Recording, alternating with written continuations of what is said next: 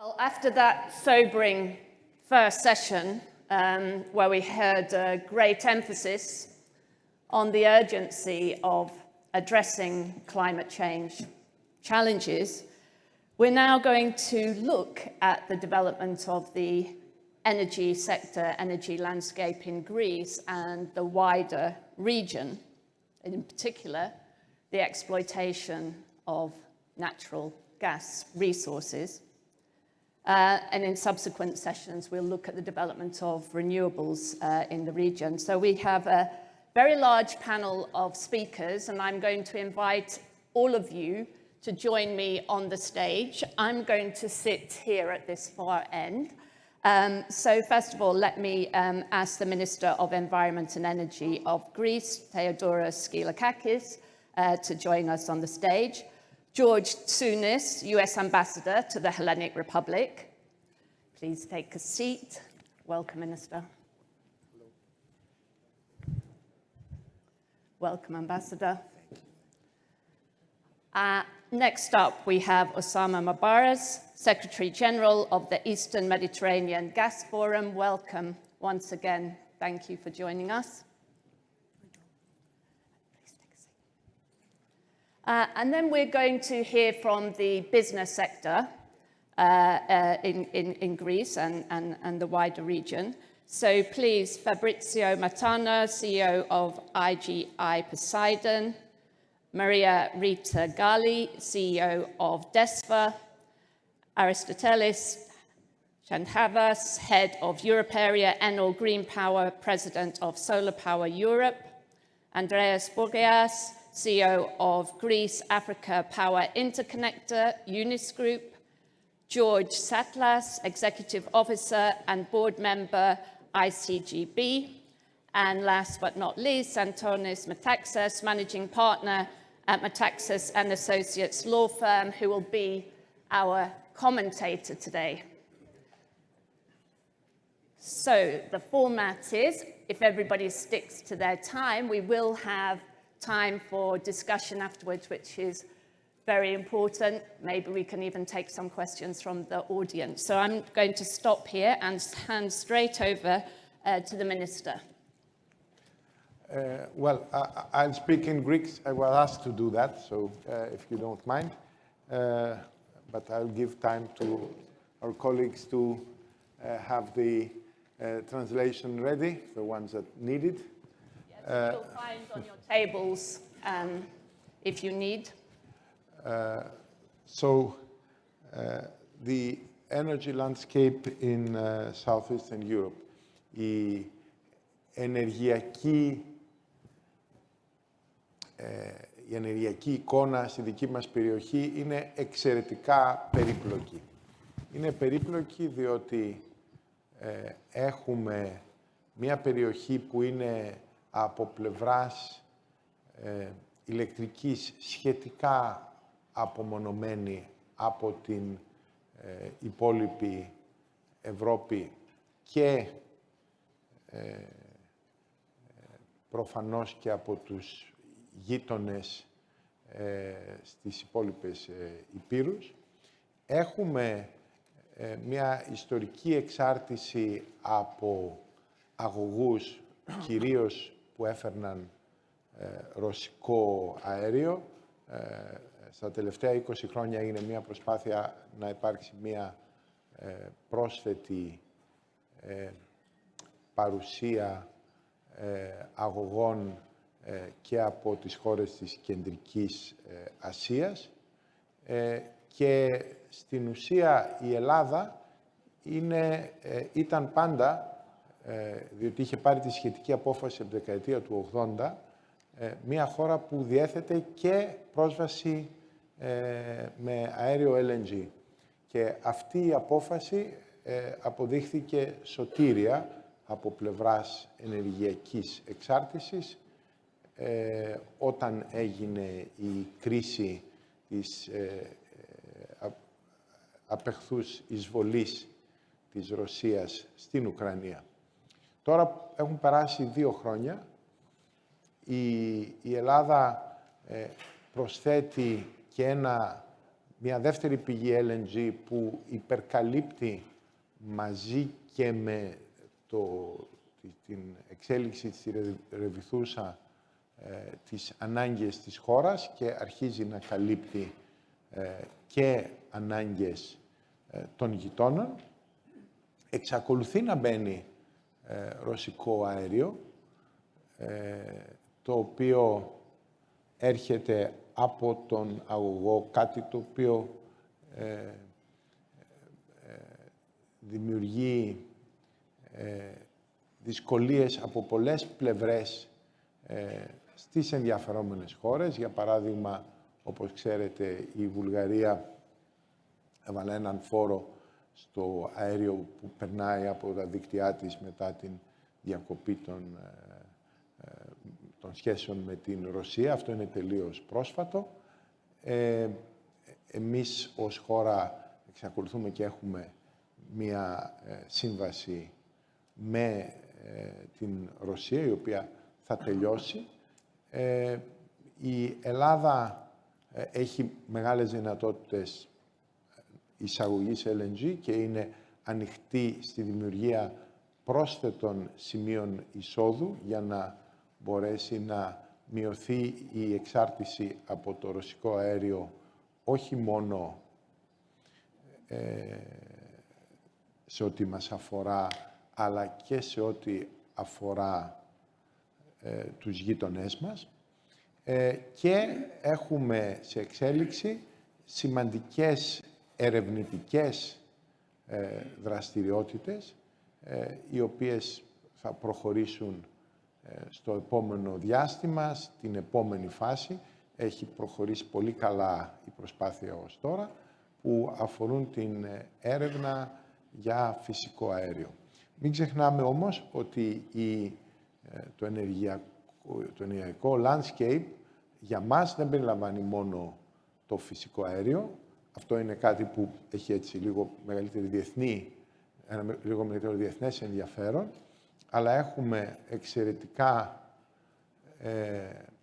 ενδιαφέρουσες συζητήσεις και προωθούμε έργα και στον τομέα της ηλεκτρικής ενέργειας, μια που η Ελλάδα είναι μια χώρα που πρωταγωνιστεί στην πράσινη μετάβαση και στην είσοδο ανανεώσιμων πηγών ενέργειας στο δικό της ενεργειακό μείγμα και στο ευρύτερο ενεργειακό μείγμα της Ευρώπης. Προς αυτή την κατεύθυνση προχωράμε ταχύτητα και έχει ξεπεράσει πολλά εμπόδια το τελευταίο διάστημα ο Euro-Asia Interconnector, δηλαδή η σύνδεση Ελλάδας-Κύπρου-Ισραήλ, η ηλεκτρική. Είναι ένα σημαντικό έργο. Υπάρχει σημαντικό ενδιαφέρον για να προχωρήσει η διασύνδεση με την Αίγυπτο. Υπάρχουν και άλλες προτάσεις. Υπάρχει το Κρέκι, το οποίο έχει ήδη πάρει μία πρώτη αποδοχή από την Ευρωπαϊκή Επιτροπή. Υπάρχουν και άλλες προτάσεις στο τραπέζι και είναι πάρα πολύ σημαντικό για να προχωρήσει μία μαζικότερη εισαγωγή ανανεώσιμης ενέργειας στην Ευρώπη από τη Βόρεια Αφρική, να έχουμε διασυνδέσεις που θα πηγαίνουν στην Κεντρική Ευρώπη, έτσι ώστε το σύστημα να παραμείνει εν ισορροπία. Και τέλος, είναι εξαιρετικά σημαντική η δική μας προσπάθεια, την οποία θα παρουσιάσουμε την επόμενη εβδομάδα, για την ανάπτυξη των εξωχώριων αιωλικών, των offshore αιωλικών, στο Αιγαίο. Το Αιγαίο, σε όλη την ευρύτερη Ανατολική Μεσόγειο, είναι μια μοναδική πηγή πλούτου. Έχουμε κάνει μια πολύ σημαντική δουλειά. Υπάρχει πολύ μεγάλο δυναμικό, το οποίο θα αναπτύξουμε με στόχο πριν από το 2030 να έχουμε τα πρώτα εξωχώρια αιωλικά και στη διάρκεια της δεκαετίας 30-40 η Ελλάδα να γίνει μεγάλος παραγωγός και εξαγωγέας ηλεκτρικής ενέργειας από εξωχώρια, από offshore αιωλικά. Αυτή είναι μια πρώτη παρουσίαση του πεδίου, του landscape, και θα είμαι στη διάθεσή σας, μια που ο χρόνος μου τελειώνει, για ερωτήσεις ή διευκρινήσεις. very much, Minister, for that overview and focus on the main issues as far as Greece is concerned, and this ambition for Greece to become an energy hub for the wider region. So turning to you, Ambassador, looking forward to hearing your thoughts. Thank you so much. I wanted to thank The Economist for convening this very auspicious roundtable symposium. It was quite an impressive list of speakers. I'm actually questioning why I was invited. But, Greece is reshaping the energy landscape in Southeast Europe. And the way I look at it, they're doing it in a way that's making energy more secure, but also cleaner. And I think we have to approach this in sort of dual goals and dual responsibilities. For some reason, Europe had entrusted an overwhelming amount of their energy requirements. They sole sourced it. And they sole sourced it to an energy supplier nation that I think can be categorized as rather extortive in a geopolitical sense. I won't comment on whether that was a good decision or not. I think we can all draw our own conclusions. But I think first we have to look at this from a construct of energy transition, energy security, energy diversification. I don't think it's a good idea to sole source anything to one supplier. And Greece has taken a role by nature of its real estate, the fact that it had existing assets. It wasn't landlocked. Some of the challenges for a lot of countries in the Balkans were they were landlocked and they were getting their energy from Russia as there was no other feasible alternative. But Greece had existing infrastructure and had investments that they rolled out that they were able to intake energy, so they became a provider and an ever bigger, more important provider. So they're playing a very important role in energy security, transition, diversification. And I want to quantify this. Last winter, there was a real concern whether a lot of nations in the Baltics and Europe would have enough energy to keep the lights on, to have heating in homes and businesses. And Greece played a very responsible role in helping to ameliorate that challenge. I think 35% of Bulgaria's energy over the winter came from Greece in reverse flow. So Greece played a pivotal role, but one that was responsible. The second responsibility and goal that we have is decarbonization. Greece is making energy greener. There have been days over the summer where 100% of Greece's electricity came from renewables. Today, Greece is a top 10 country in Europe, between 50 and 60% coming from renewables. By the end of the decade, it will be 80%. And just as an aside, this is done with leadership. When I went to go visit the minister, who's been in the job for a couple of months on an official visit with my team, I have to tell you, I was struck by the focus that the minister and a team of technocrats had. They knew what they needed to do. They were pushing on renewables in a very real way because they see it as the future. More secure, more green energy, and not just for local consumption, but an energy provider for Europe because they see it as something that is stabilizing in the region. And, as Greece exports energy, they also get Russia's boot off of Europe's neck. And that's just good for stability in the region. Cooperation. We need to cooperate on these issues. We are interconnected, and I think it serves not only Europe, but the rest of the world when we have countries that are not only developing greener sources of energy, but they're exporting them and we cooperate. These interconnectors, the one that is in Bulgaria has already proven to be very, very useful. I'm very optimistic. We'll have one to North Macedonia. Not only will it strengthen the relationship between Greece and Macedonia, it, again, provides stability. And Greece, I think, is very capable and willing to do so.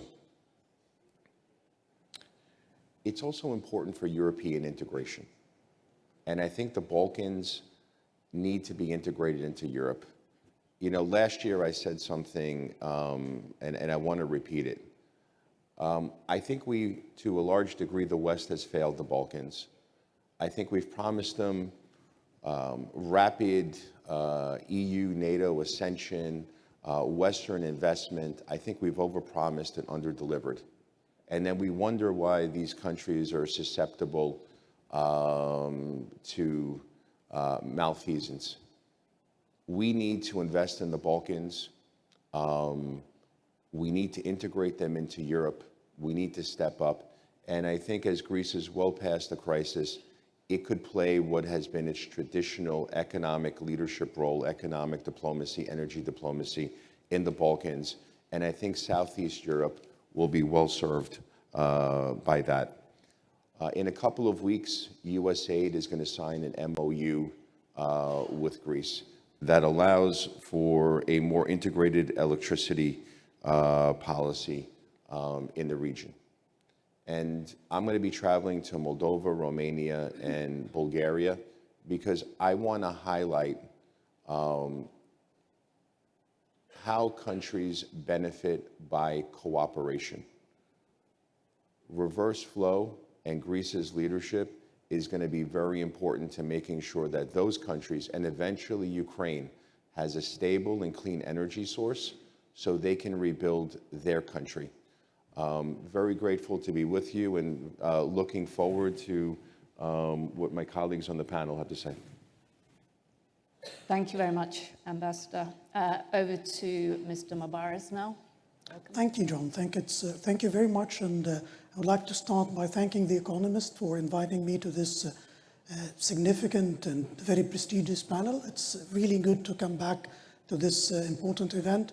And I would like to maybe use a couple of keywords from what the Minister and Ambassador said.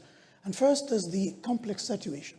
And I think, yes, the energy situation and the whole situation is really complex, and also we're living in times of uncertainty after successive challenges, starting with the pandemic, then the climate change challenge, and then the Russia-Ukraine war, and the recent events in the Middle East. But I think all these challenges and uncertainties make it more imperative to collaborate, as the Ambassador said. Cooperation is important, and this is, I think, what we are trying to do at the East Mediterranean Gas Forum. We saw that the East Mediterranean has a lot of gas resources that are not developed, that are not used for the benefit of the people, not just discoveries, but a lot of yet to find, a lot of potential. And our main objective was how can we get the different stakeholders together to work to develop these resources to the benefit of the people. And while trying to do so, we were quite keen to strike the balance between energy security and energy transition. We are seeing the challenges of both very vivid, as has been explained in the first session about the challenges of climate change, how it is impacting the whole global scene and the risks of this, but we are also seeing the risks of energy security. We saw when supplies was disrupted during the Russia-Ukraine war, and still some disruptions happening, we see the importance of energy security. So what we are trying to do at the EMGF is how can we strike this right balance? How can we supply more resources, but in a more responsible and in a low carbon manner? Our main objective is, and positioning of the EMGF, is that we are to be a supplier of low cost, low carbon gas to the region and mainly to Europe, as this is the our main targeted market. So doing so, I think what we managed to do is not just bringing the governments together. At the EMGF, we have 8 member countries. We have Egypt, Israel, Palestine, Jordan, Cyprus, Greece, Italy, and France. We also have 3 observers. We have the US, the EU, and the World Bank. But we're also bringing together not just the governments, but we're also bringing the industry. We have the Gas Industry Advisory Committee, which now have 37 members. It has all the IOCs, the NOCs, service companies, some of the financing institutes. We also have the regulators. And very recently, we are also establishing the scientific committee, which will bring together the academia and the research institutes. And I think this is a unique for any organization, that we're bringing together all the relevant stakeholders, not just to discuss and set policies and regulations, but also to do actions and synergies between the infrastructure. At the same time, in addition to what we're trying to do to accelerate the development in the infrastructure, we're also working on the decarbonization. And I think we were privileged last year to develop what we call the EMGF Decarbonization Initiative that we launched during COP27 last year, with the main objective setting out what's the baseline of the emissions in the gas industry, what are the efforts done to reduce these emissions, and then we came up with 2 plans. Outlines for first plan to develop what are the projects to decarbonize, and the second plan, what are the policies and regulations that can be done and adopted by the member countries so that they can encourage the investment in these projects. And the initiative also identified 5 main roles for the EMGF to play. First is the harmonization of policies and regulations. Second is the aggregation of technology. Third is the transfer of know-how and the supporting and financing. And I think the last role, which is very important, is carbon certification. And I believe this is one of the gaps that we have at the East Mediterranean. And what we are trying to do to eventually, the DMGF would be a certifier for carbon intensity from the gas industry. So, as I said, what we are trying to do is how can we provide more gas supplies, support the companies, support the countries, and also keep up the dialogue between the different stakeholders, having in mind, which is a main focus, the decarbonization and the green transition. Thank you very much. I'm just going to pause now before I introduce our speakers from the business sector. Ask some very brief questions with brief responses. Don't want to preempt anything, but I just want to pick up on a few things that you've all mentioned in one way or another. This session is necessarily focused on energy security and supply, without neglecting the demands of energy transition. And although Europe is in a much better place heading into this winter than it was last winter, storage is quite high, measures have been put in place, but there's still very considerable threats to the security of supply, threats of higher prices coming down the road. And that's not only as a result of the recent events in the Middle East, in Israel, Gaza. We've seen other disruptions to, for example, one Baltic pipeline. There's a strike in Australia. All these things are affecting what happens next in Europe. So we're still in a situation where the EU is demanding voluntary demand suppression of 15%. We've still got a gas price cap in place, I believe, until the end of March next year. So I wanted to ask all of you, really, what do you see this as still a big problem for the region? What's going to be the fallout from the crisis in the Middle East? And Minister, I just wanted to ask you a more kind of domestic question, which all governments, I think, in Europe are facing, about support for households, vulnerable households. We're heading into the heating season. I think it starts, here in beginning of November. And the government has provided subsidies for vulnerable households and said that it will continue to do so. And I just wanted to ask how you can manage that at the same time as meeting the demands, the kind of fiscal demands on the government, and what will be the criteria for vulnerable households? Okay, this is of interest to our local Yes. news. So I'll turn back into Greek again, Yes. If you don't mind. Καταρχήν, σε σχέση με την ενεργειακή ασφάλεια και τις τιμές, είναι πιθανόν το θέμα της ενεργειακής ασφάλειας και των τιμών να μας εκπλήξει στο επόμενο διάστημα. Να μας εκπλήξει αν υπάρχει ένα escalation στην Μέση Ανατολή, μπορεί να μας εκπλήξει αρνητικά, αλλά κατά τη γνώμη μου υπάρχει και η πιθανότητα να μας εκπλήξει θετικά.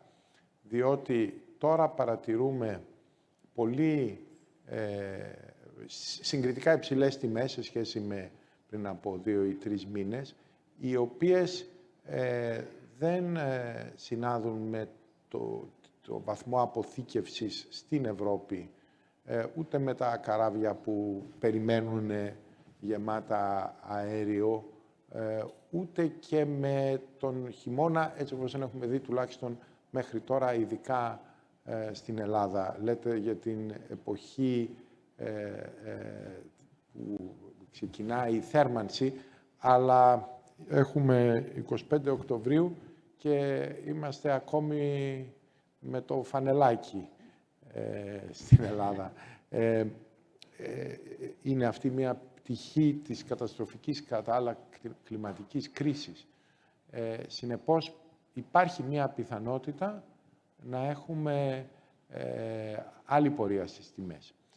Σε κάθε περίπτωση, εμείς έχουμε λάβει μέτρα και ως τώρα για τα νοικοκυριά και για τα ευάλωτα προπαντός και θα ανακοινώσουμε την συνολική παρέμβαση που θα κάνουμε με την υπόθεση ότι δεν θα υπάρχει κάποια κρίση την επόμενη εβδομάδα. Αν υπάρχει κάποια κρίση ανόδου τιμών ή πολύ υψηλών τιμών που θα διατηρούνται επί μακρόν, τότε η κυβέρνηση επιφυλάσσεται να παρέμβει σε δεύτερο χρόνο. Για την ώρα όμως, οι ανακοινώσεις μας θα αφορούν τα ευάλωτα νοικοκυριά και τα ενεργειακά ευάλωτα νοικοκυριά και θα γίνουν την επόμενη εβδομάδα. Thank you very much for that answer. Ambassador, I thought maybe you could reflect also on the impact of the 3+1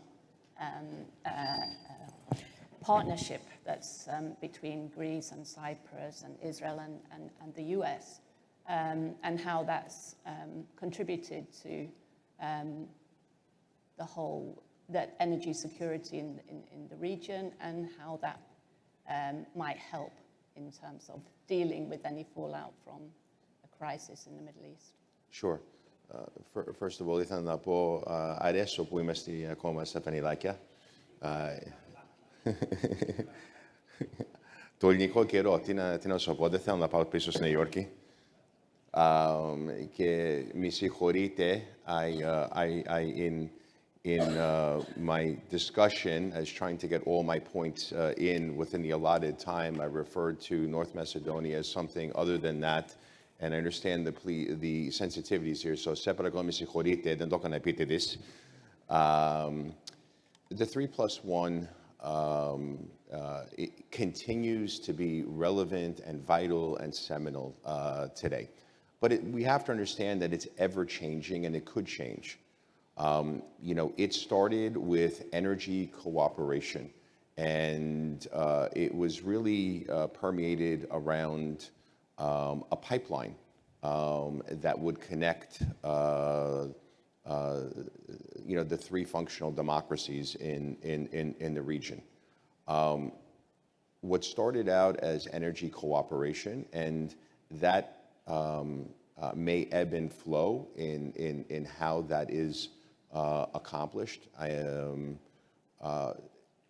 What I think it's morphed into is that Cyprus and Greece and Israel have really come together in every means, including energy. So I think that from the United States perspective, we continue to support it, and not only from an energy perspective, but just bringing four allies together as well. I want to generalize, we talked about sort of the challenges to energy and crisis and everything. It seems the world is jumping from one crisis to another. And maybe that's going to be the norm.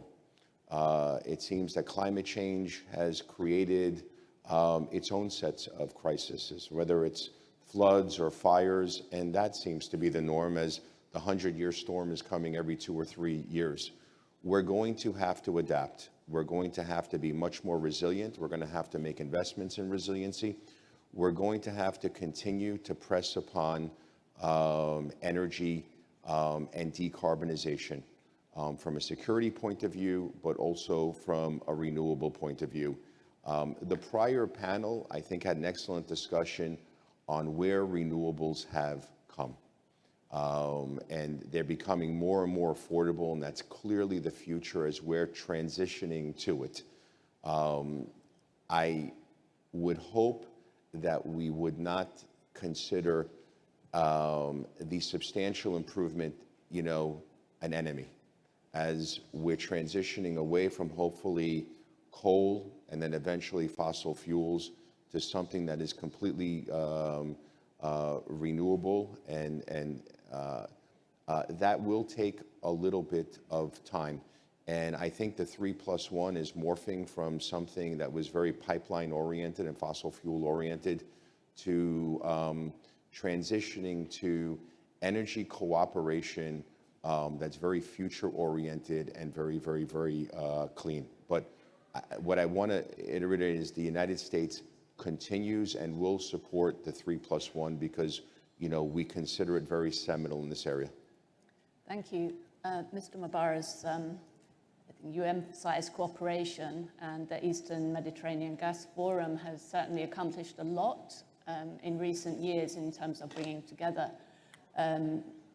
important regional players. So how strong is that forum now and resilient in the face of these security challenges in the region? I think this is a very important point. As you said, although the EMGF is a relatively infant organization, but we managed to do a few steps to bolster collaboration, to develop the resources, accelerate supplies from the region, gas supplies to Europe, especially after the Russia-Ukraine war.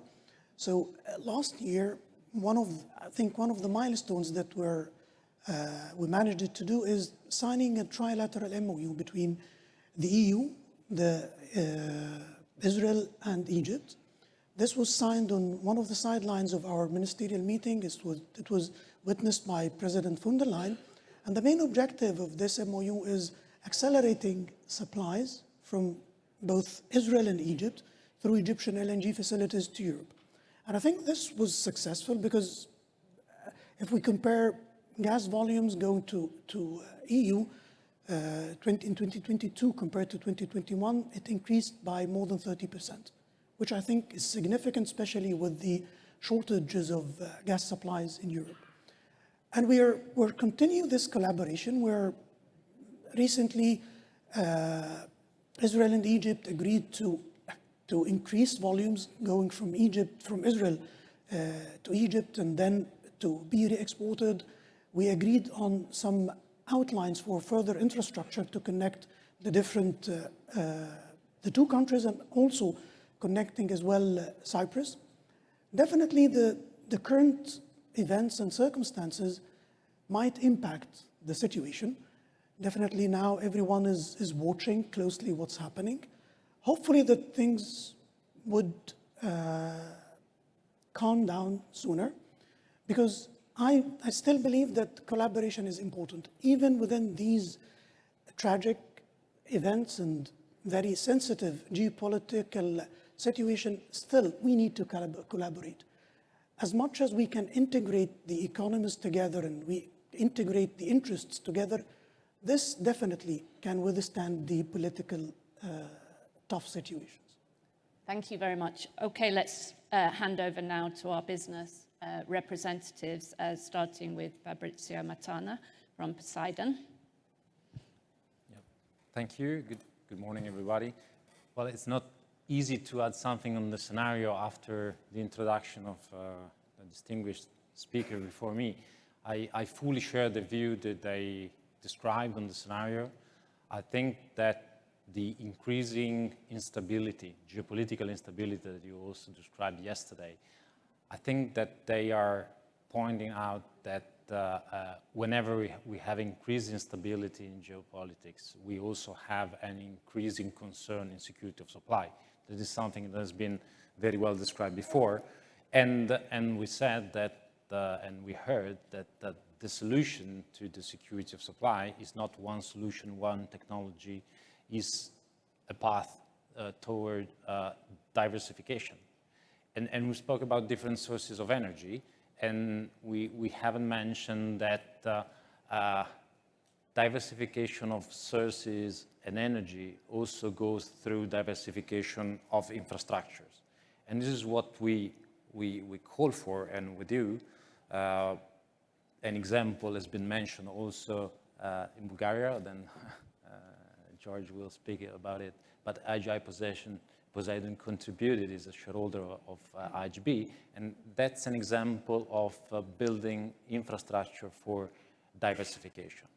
And of course, what we see is that the same strong strategic rationale for security of supply has to be applied to the East Med area, because it appears clear, at least to me, but it is clear that the missing energy corridor currently in the Mediterranean Sea is the one connecting the East Med area to Europe. This is the call, the strategic rationale that we see in developing an energy corridor from East Med area to Europe, of course, as Greece in the middle and arriving to Italy, in our view.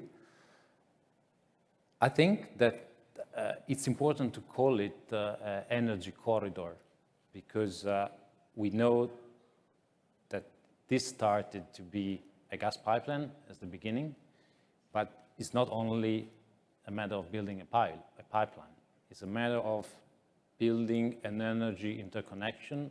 It's a matter of building an industrial interconnection between countries. So it's again about what has been mentioned many times about cooperation in the area.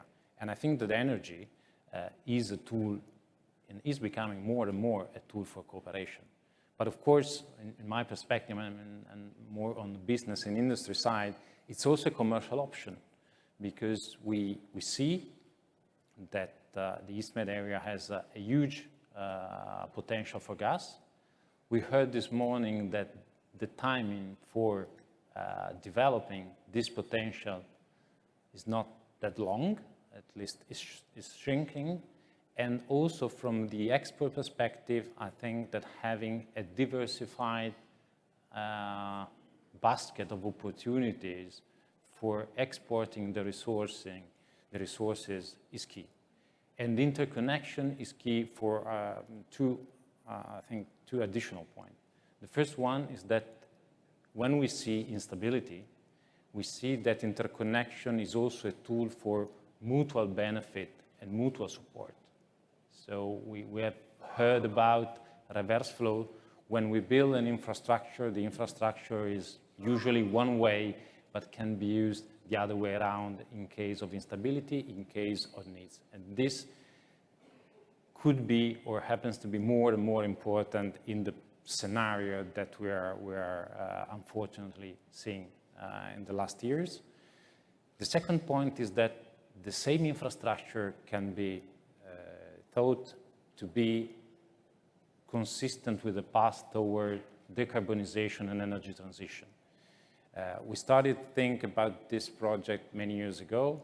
It was a gas project at the beginning. It's not the same picture now because the scenario around us has changed.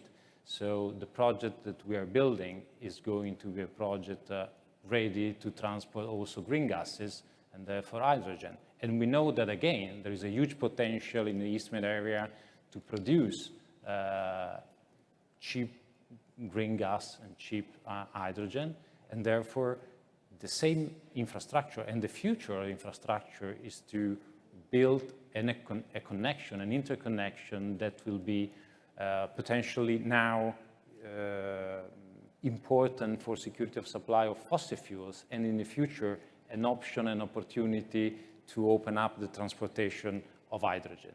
So I think it definitely has to be consistent with the strategy of energy transition, but we have to consider that energy transition has a timing, and to arrive to the right target of decarbonization, we have also to take care of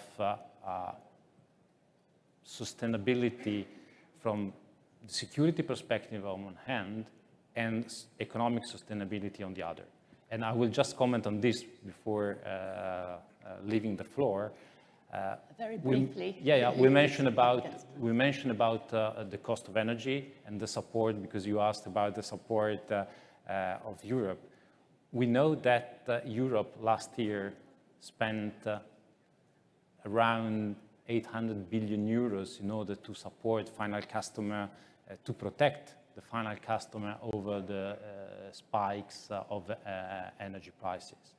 And of course, the more diversified we create the energy system, the more infrastructure we create the energy system, the more we create stability, and the more we can also mitigate. Of course, we can just contribute to mitigate this price spiking. So the cost of infrastructuring the system is probably an effort that the system can afford compared to the cost that the instability can create on the system. Thank you. Thank you very much for those thoughts. I don't know if we can have the clock countdown back on, because it's just helpful for the flow of the session. Our next speaker is Maria Rita Galli, who's, of course, graced us with her presence before from DESFA. Thank you, John, and thank you for inviting me back to this very esteemed panel.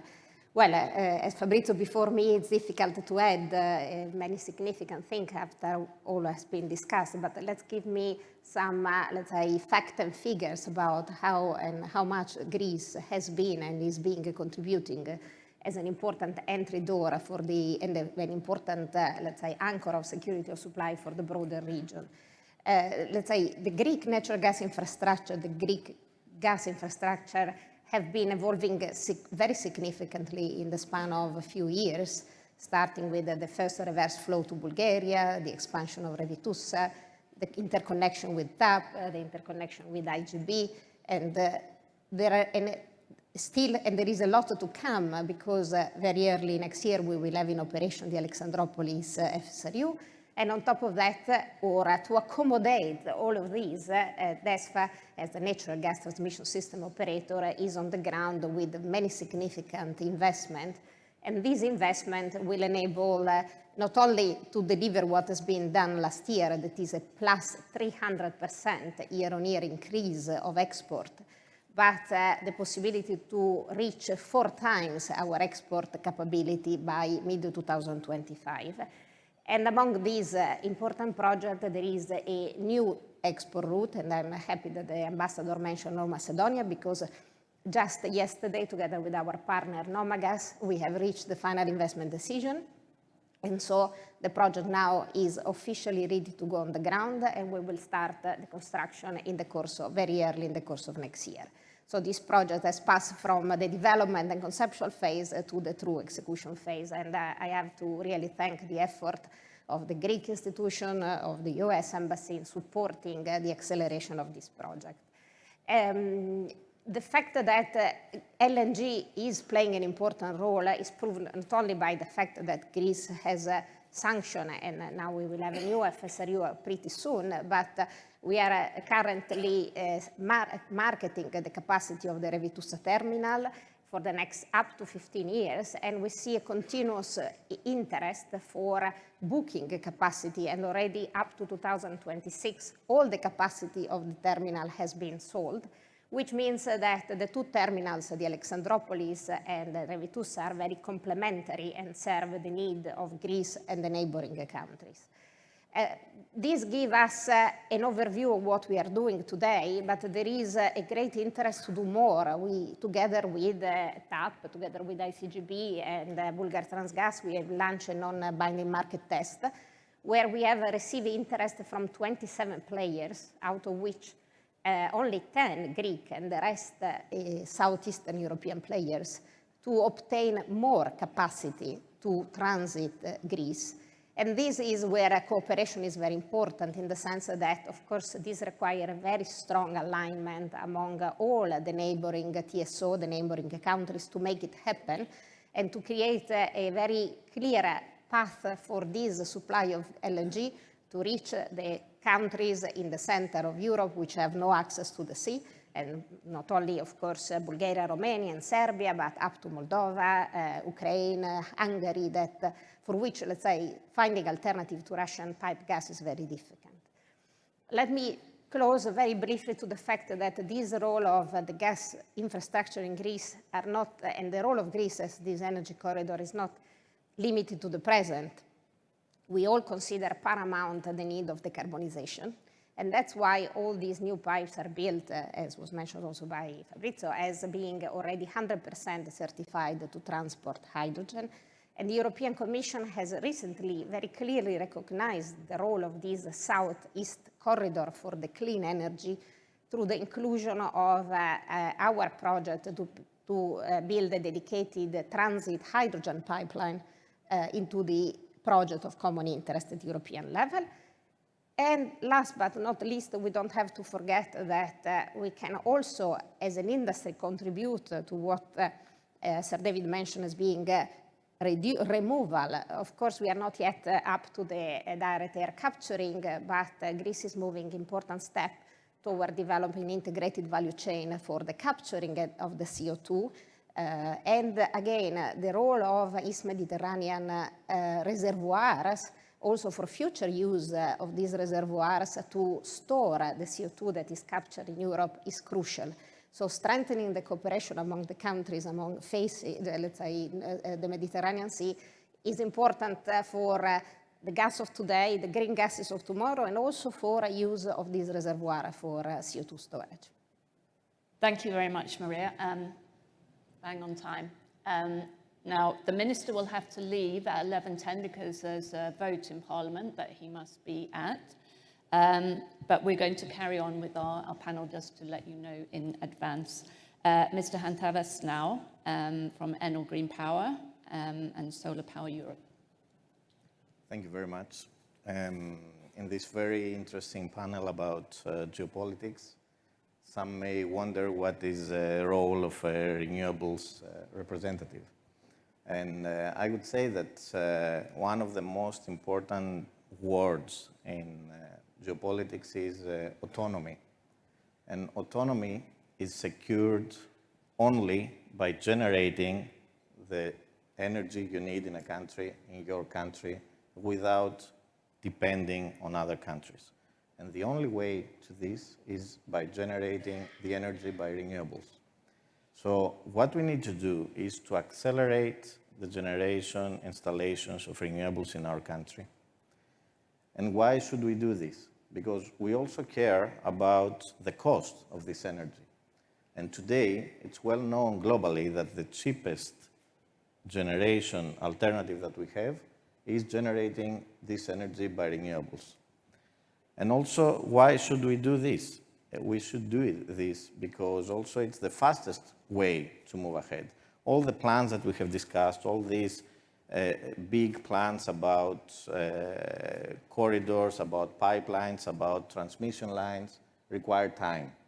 The fastest way to move ahead is to install more energy from renewables which has a very, very low time from the investment decision to the day that you start generating energy.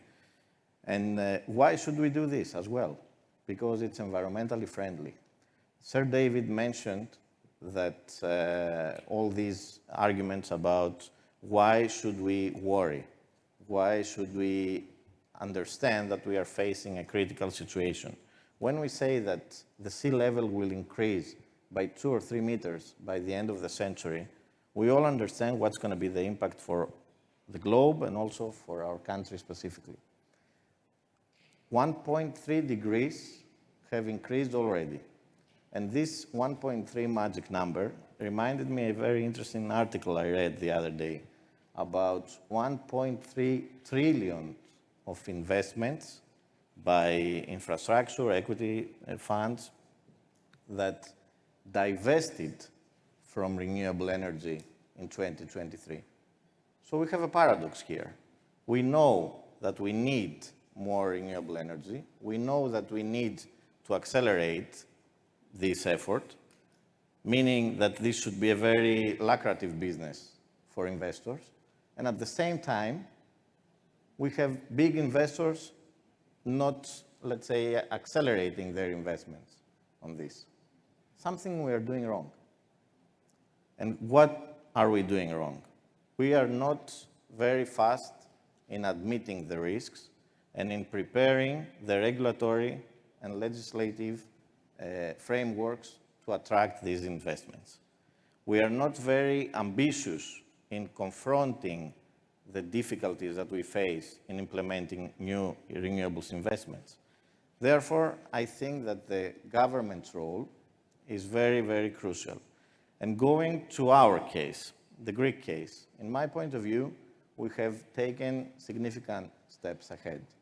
But on the other side, it's the moment that we need to prioritize and strategize what we need more. And what we need more is a faster deployment of renewable energy infrastructure in the country.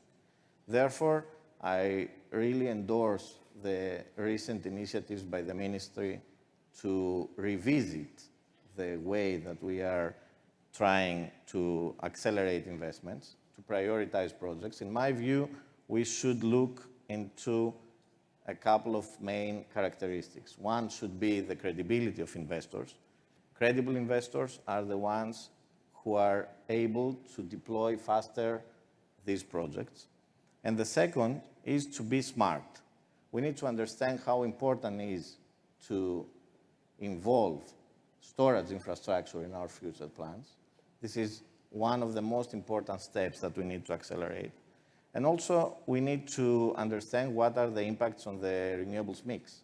As Mr. Peristeris mentioned, it's very important to valorize the role of wind. And one very good and fast way to do this is by taking the necessary initiatives in repowering the old wind farms infrastructure. So in my point of view, renewables are the only way forward. And in Greece, we need to accelerate our efforts in storage and repowering. Thank you very much. That was a very clear message. Over now to Andreas Borgeas from Eunice Group. Thank you. Good morning, everyone. My name is Andreas Borgeas. I have the honor of serving as CEO of the Greece-Africa Power Project, electrical interconnection between Egypt and Greece. The GAP is a subsidiary of the Eunice Energy Group based here in Athens. I think Minister Skylakakis and Ambassador Tsunis teed it up pretty well at the beginning of the discussion. Energy is, and we are reminded of it, as an international security matter, and it should be treated as such. From my perspective, as a former member of the California State Senate, I kind of bring a California sensibility to this discussion in a Greek context. And the reason I bring that up is because I think that Greece would do well if it learned from the mistakes and challenges that California has made in this space. What I mean by that is that California, which is very known for being progressive and cutting edge when it comes to climate change and the environment and legislation, that we have made some mistakes And some of those mistakes are as follows. The first is that you have very ambitious politicians that have very ambitious climate objectives, and what happens is they get over their skis because there's not a clear connection between industry and the climate objectives in the means by which they can be accomplished. That, I think, is very, very important. And in the Greek context, I think what we could do well here is make certain that there is very strong investment in the infrastructure, the hardening of our infrastructure, and the evolution of Greece's infrastructure for tomorrow's needs, even though we have them today. The other would be diversification. I think we seem to want to leapfrog from fossil fuels, and then we'll go to electricity, and then maybe we'll go back to wind, and maybe we'll go to hydrogen. It's pretty simple if we look at Southeast Mediterranean as a network, as a hub, and it's emerging as an energy hub for the region and to satisfy the needs further north of us. And that is a very unique role that Greece is going to play, and it will continue to evolve if it does it very smartly and effectively. Also, using California as an example, you don't build a highway with one lane. You build a highway with multiple lanes. And that, I think, is important for us to remind ourselves that we should be looking at multiple opportunities to connect North Africa and Greece. We know that there are a number of projects being reviewed by Brussels in this process, and I want to commend the Greek leadership for its ambitious goals in that regard. And I'll use batteries. Storage also has emerged as something incredibly important, but so is hydrogen and wind. And so I think what we could do well as a country and as a community is that we make certain that industry and policy making are more fully integrated. The Eunice Energy Group, for example, we're very optimistic that we are going to be selected in the PCI for a battery storage project in northwest Greece. Eunice was also selected for not one, but 2 hydrogen pilot programs. So I think industries, and we're amongst colleagues in the commercial space here, the more that we can integrate with policymakers to achieve a desired outcome, it will be the best outcome, not just for Greece, the Mediterranean, but for the international community, because energy is an international security matter. Thank you very much indeed. I'd like to thank the Minister once again. We really appreciate that you took the time to be with us this morning. And I know it's a long trip back to the Parliament. I have to vote. You have to vote. Yeah. Thank you very much.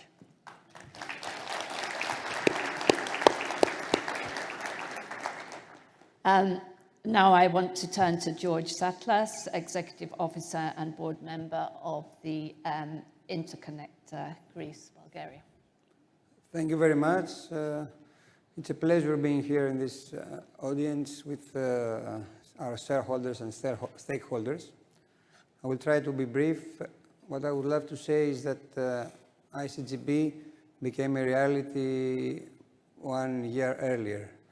I mean, we started commercially in October 1st, and this was a big event for us. This was a very difficult project. We have to face difficulties like the geopolitical differences. We're operating between 2 countries, Greece and Bulgaria. We faced in the construction phase COVID. We also had to deal with the disruption of supply chain. But at the end, we managed to come, I could not say on time, but I would say on the right time. So what happened is that from October last year, the commercial operation of ICGB is a reality. We transfer gas from Greece to Bulgaria. So far, we have transferred more than half of the energy needs for Bulgaria. And we have also managed to serve other countries in the neighborhood. Our commercial launch was, I can say, an event by itself. We had the privilege of this commercial launch to be attended by presidents and prime ministers from 6 countries, as well as the head of the European Union. And that was an event on itself. What I could say for the future is that this model of IGB. IGB can stand as an example that cooperation between two countries and alike projects can become a reality. We have seen in the recent days efforts from governments of Greece, Bulgaria, and Romania to cooperate in building alike projects. 30 years ago, there was a project named the famous Borgeas Alexandroupolis pipeline. It didn't happen, but now we're thinking vice versa to reverse that. We're thinking of enhancing transportation between these countries. And of course, we all know that energy is the core of our universe. I mean, we cannot operate without energy.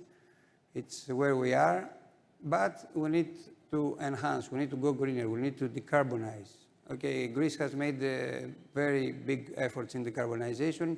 Bulgaria is a bit not so advanced, but moving to that. We're passing for coal to natural gas, and then all the other sources that the previous speakers mentioned. What we need to do, actually, for all this to happen is to be, I cannot say optimistic about the environment, but I would say to have a plan and be persistent. It's how it worked. I mean, we are waiting now for the new FSRU in Alexandroupolis to start operating with cooperation of all the TSOs, Maria, Rita here, all the other countries in the region. This will be a huge boost in securing energy supply. What is the reality, and for the future, we need to cooperate more. We have the so-called vertical corridor cooperation. We're working with our TSOs. We have seen the demand increasing for next year. We are seeing demand of non-commitment demand of more than 30% of our capacity. So we need to be ready for that. We need to support everything. And being here and in this nice panel, what I've seen is that the solution stands in these three words that up there in the table. Is geopolitics. We need to respect geopolitics and foster relationships. We should respect the environment, and we should use technology to move ahead. I mean, pipelines and infrastructure is for now, but as Fabrizio mentioned earlier, they would be used for green gases. And also, the problem with infrastructure is that you build it, most of the time it's expensive, and you don't know where you're going to need it. But we managed. So far, we need to be open-minded and respect all these threefold. Thank you. Thank you very much. And finally, we have Antonis Metaxas, who's going to give us his reflections on everything that we've heard so far in 2 or 3 minutes. Quite an impossible task. We don't ask much. Yeah. Okay. Reflections on everything. It's quite impossible, but I will try at least to summarize some. As a tribute to my language, I will switch to Greek. Thank you very much for the invitation. I will be very brief. Θα είμαι πάρα πολύ σύντομος. Ουσιαστικά μια σύνοψη των όσων ακούστηκαν. Έχοντας το πλεονέκτημα, μειονέκτημα, εξαρτάται πώς θα το δει κανείς, να βλέπω τουλάχιστον τα τελευταία 20 χρόνια από πολύ κοντά τις εξελίξεις της ενεργειακής αγοράς και από την πανεπιστημιακή, πιο ακαδημαϊκή μου ιδιότητα, αλλά και βλέποντας και τα προβλήματα επί του πεδίου. Ακούω πολλές φορές τις πολιτικές διακηρύξεις και προσπαθώ, ή μάλλον κατά ανάγκη μου προκύπτει αυτό, να βλέπω και τις δυσχέρειες της πράξης. Καταρχάς, τα ζητήματα της ενεργειακής ασφάλειας και της ενεργειακής μετάβασης, αυτά ως στρατηγικά διακυβεύματα, η ενεργειακή ασφάλεια και η ενεργειακή μετάβαση, πρέπει να ζήσουν με τη συνειδητοποίηση ότι το έκτακτο είναι πλέον το μόνιμο. Οι ρυθμιστικές, οι νομικές, οι στρατηγικές προσεγγίσεις ουσιαστικά δεν έχουν την ευχέρεια, δεν έχουν την πολυτέλεια πλέον να αντιμετωπίζουν το έκτακτο ως κάτι το οποίο είναι μη κανονικό. Ας πάρουμε λόγου χάρη την τελευταία τριετία, αρχίζοντας τετραετία, αρχίζοντας από την πανδημία, μετά ήταν το ρωσο-ουκρανικό, η εισβολή της Ρωσίας στην Ουκρανία. Τώρα έχουμε την τόσο ανησυχητική έκρηξη στη Μέση Ανατολή. Συνεπώς, η ενεργειακή αγορά πρέπει να προσεγγίσει αυτές τις γεωπολιτικές ανακατατάξεις ως την κανονικότητα, έναντι της οποίας πρέπει να έχει μια απάντηση. σε αυτή τη δυναμική διάσταση των γεωπολιτικών εξελίξεων. Αυτό είναι μία παρατήρηση. Η δεύτερη παρατήρηση, η οποία προκύπτει από τα λεχθέντα, γίνονται όντως κάποια σημαντικά βήματα. Ο κύριος Υπουργός έφυγε, ανέφερε λόγου χάρη τα ζητήματα της ανάπτυξης και της νομοθεσίας που θέλει να μπει σε μια διαδικασία παγίωσης σε σχέση με την ανάπτυξη των offshore αιωλικών. Εκεί είναι πάρα πολύ σημαντικό να γίνει μεν αυτό, αλλά να γίνει με έναν τρόπο συμπεριληπτικό, ούτως ώστε να ενισχυθεί και να ευνοηθεί ο σχετικός ανταγωνισμός και είσοδος και νέων παικτών σοβαρών. Υπάρχει, ξέρετε, ένα στρατηγικό πλεονέκτημα, το οποίο για όσους γνωρίζουν, θα έλεγα τη συζήτηση την τελευταία 15 ετία, δεν είναι αυτονόητο. Υπάρχει τουλάχιστον μέσα σε όλα μία σαφήνεια και μία κοινή σύμπτωση σε σχέση με το ποια είναι ο στρατηγικός στόχος. Ο στρατηγικός στόχος είναι η ανάπτυξη των ανανεωσίμων πηγών ενέργειας. Το ζήτημα είναι να βρούμε πώς. Αυτό μην το θεωρήσουμε ως δεδομένο. Για πάρα πολλές δεκαετίες γινόντουσαν μάχες οπισθοφυλακών. Η ΑΠΕ και η συνένεση που υπάρχει για τις πολιτικές πρόθεσής τους δεν έχουν περάσει σε δρόμο με ροδοπέταλα, στρωμένο. Τουλάχιστον λοιπόν αυτή τη στιγμή υπάρχει μια στρατηγική στόχευση και ένα momentum το οποίο πρέπει να αξιοποιηθεί. Κάτι τελευταίο και με αυτό κλείνω.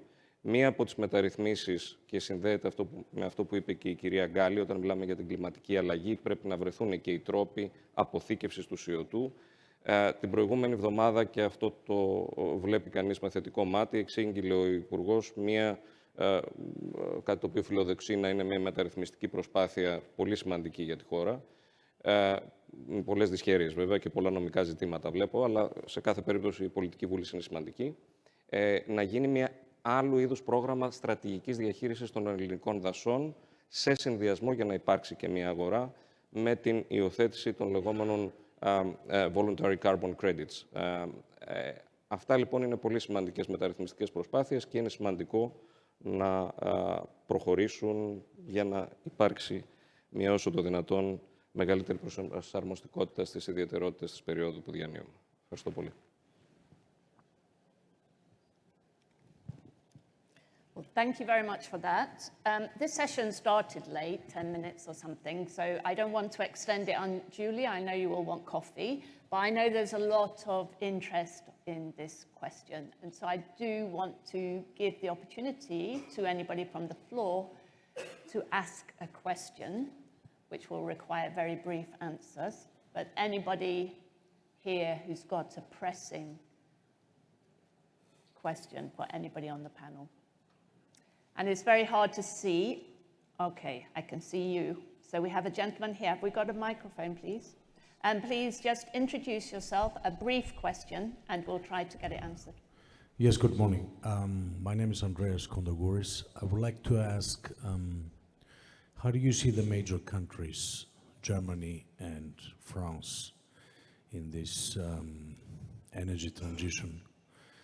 Because the political will is there by the European Union, but the countries do not work like Greece or Bulgaria or Israel. So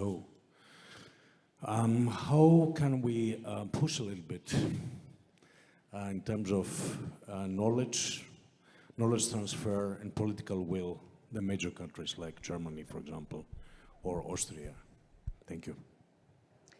Thank you. I don't know how easy it is for anybody on this panel to answer that question about EU policy or demands of EU in the energy transition, but does anybody want to have a go? Yes? Well, if I Maria? just can comment on what we see on the ground, let's say certainly Germany had to face in particular a very big challenge with replacing a lot of Russian gas, and they've been moving very fast with the increase of the import capacity, bringing on board 4 to 5 new import terminals. But also as a country, they are investing heavily on the development of the hydrogen economy, and they are probably on the front run in this respect. And it's where the majority of the demand will probably be concentrated at the beginning of, let's say, the introduction of this new energy vector. So, and also they are doing very significant step ahead in the introduction of hydrogen, also in the power production, because this is a very important element when you consider the need to stabilize the volatility of renewable, to have, let's say, alternative ways of producing dispatchable energy. And so honestly, I think they are doing a lot. Of course, everything takes time, but we can say that they are making very important step ahead. Thanks. Andreas, did you want to comment? I think there's no doubt going to be continued competition between Germany and France on where things are going to be going on the energy front. There's no denying that. But I think from the Greek standpoint, it should be one of incorporation. I know with the GAP and other Eunice-related projects, the best thing to do is involve commercial interests of Germany, commercial interests of France into the projects, because I think ultimately, the more they're involved, I think you're going to have a better outcome when it comes to Brussels and the political dynamic between both. I know that Germany is acutely interested, and we are in advanced discussions of finding hydrogen routes to make certain that Germany is serviced well, because we know that nuclear on the French front is probably not going to happen in our neck of the woods. Thank you. I think we have another question here from Sir David King. I'm just a little worried about the apparent competition between energy security and energy transition. I don't believe that there should be a conflict between the two, because solar and wind and hydropower are generally available. They're available to every country separately. The right way for energy security is to use the energy resource that is available to every country. Now, I'm just challenging the views that have been put forward here. Yeah, well, that's a useful challenge. There's clearly a tension here. And is it just a question of a time gap? You know, do we actually have, on the base of renewables, security of supply and efficient energy efficiency? Ambassador, would you like to respond? I couldn't agree with you more, and I want to push back. I don't think that was certainly not my point, and I didn't find that to be a very dominant point in our discussion. I agree with you, sir. I think as renewables and technology has driven the price of renewables down, it's more market-oriented. I'm not going to talk about some of the people who sort of dispute the need to decarbonization, as I think the challenges that what we're doing to the earth are very, very real, and I'm a big believer in intrinsic scientific data. I think there was a transition as you're moving away from fossil fuels and hopefully from the dirtiest of fossil fuels to the cleaner of fossil fuels to renewables. Renewables in Greece are going to be 80% by the end of the decade. As technology has driven down the price of developing this construct, it's becoming very, very real. But in a place like Greece, where the sun shines and the wind blows, there's a lot of opportunity here. But I think that every country should take full advantage of all of its assets.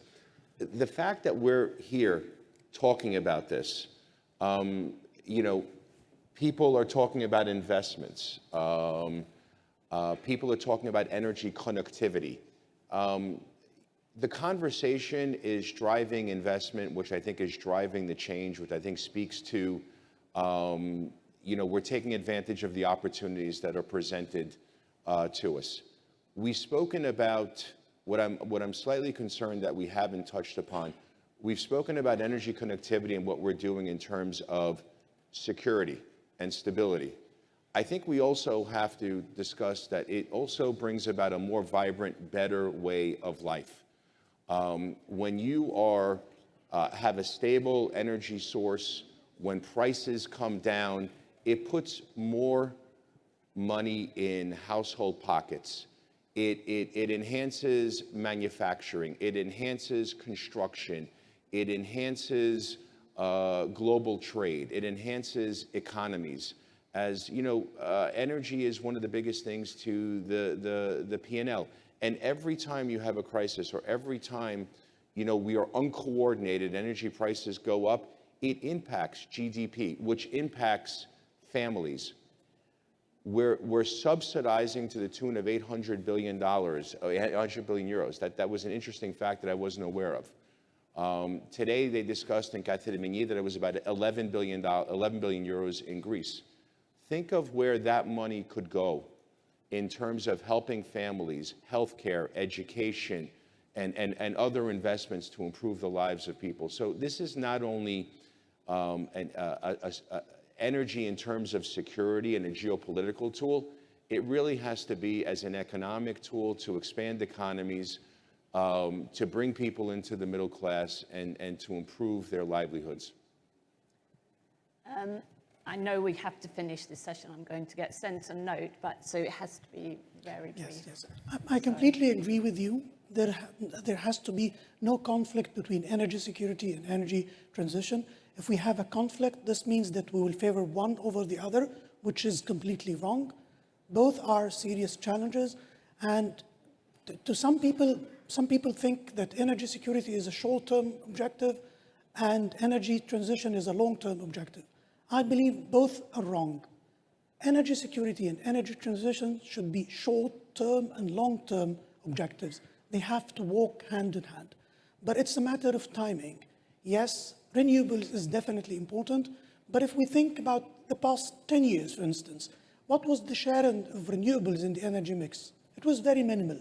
Yes, in the past few years, a lot of investments were there, a lot of infrastructure, so it increased. But still, changing from one energy system to the other, you need to have the new system ready, which is not yet ready. And what I believe is that even the most aggressive scenarios of the IEA about energy outlook to 2050, still some fossil fuel is there, especially gas. So if we're going to use gas, even if it's small quantities, we need to make this gas cleaner. So this is the balance that we're talking about. Yes, invest more heavily in renewables, more heavily into infrastructure of green fuels, but still, the leftovers that you will still need, you need to decarbonize. I know this is a debate and probably all of you wish to comment, but I'm afraid we have to end the session. We have another session now on renewables. I hope we'll carry on the conversation now over coffee, but thank you all of you for a really great session. Please join me in thanking our speakers, and we have a photograph.